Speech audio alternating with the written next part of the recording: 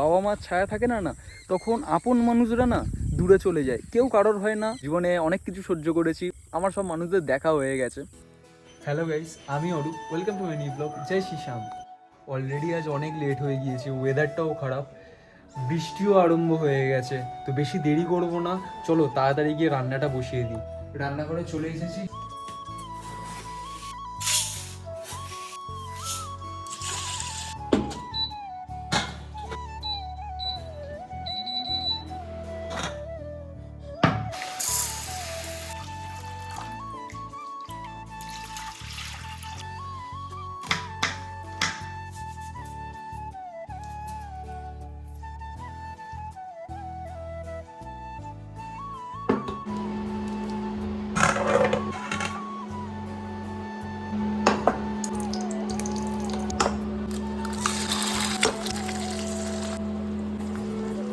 চলো রান্না হয়ে গেছে, এবারে যাব স্নান করতে আর বাসন মাজতে।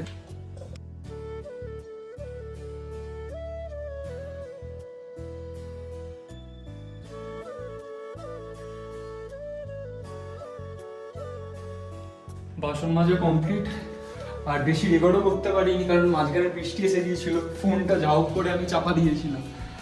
মেঘলা ওয়েদার এমনিতে হয়ে আছে। ছাদে যাব, ছাদে গিয়ে জাস্ট ভগবানকে সামান্য প্রণাম করে দেবো, কারণ অম্বুবাচী শুরু হয়েছে, ভিতরে গিয়ে মন্দিরে প্রবেশও করতে পারবো না। ওয়েদারটা তোমাদের দেখায়, ঝিরিঝিরি অলরেডি বৃষ্টি পড়তে আরম্ভ করে দিয়েছে। চলো ভিতরে যাই, বৃষ্টি তো পড়ছে, কারেন্ট যতক্ষণ আছে তাড়াতাড়ি খাওয়া দাওয়াটা সেরে নিই। রান্না তো কমপ্লিট হয়ে গিয়েছে, আর প্রথমে যাই গিয়ে রেডি হয়ে নিই। রেডি তো হয়ে গেছি, বাইরে বৃষ্টিও জোরে পড়তে আরম্ভ করে দিয়েছে। এখন ভাগ্যবশত কারেন্ট আছে এখন আপাতত, তো বেশি দেরি করবো না, 3টে বেজে গিয়েছে, খেতে বসবো চলো।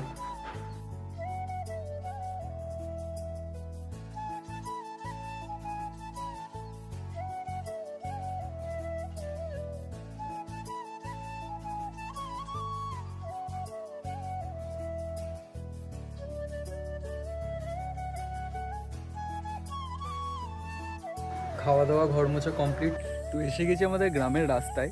তো চলো প্রথমে একটু বসি, তোমাদের সাথে কিছু কথা আছে, পার্সোনাল কথা। প্রথমে বলি, আমি অরূপ, আমি থাকি কলকাতার ডায়মন্ড হারবার নামে একটি ছোট্ট শহরের পাশে একটি ছোট্ট গ্রামে। ফার্স্টে আমি ক্ষমা যাচ্ছি যে আমার প্রথম ব্লগ হিন্দিতেই ছিল, প্রথম ভিডিও। আমি বোঝাতে পারছিলাম না ঠিক করে, আমি এটা অনুভব করি। আমার লাস্ট পর্যন্ত এটাই বলার যে আমার যেটা মাতৃভাষা বাংলা, আমি সেটাতেই আমি স্বাচ্ছন্দ্য বোধ করে আমি আরও তোমাদেরকে ভালোভাবে বোঝাতে পারবো। এটা আমার নতুন জীবন, হ্যাঁ এটাই আমার নতুন জীবন। জীবনে অনেক কিছু সহ্য করেছি।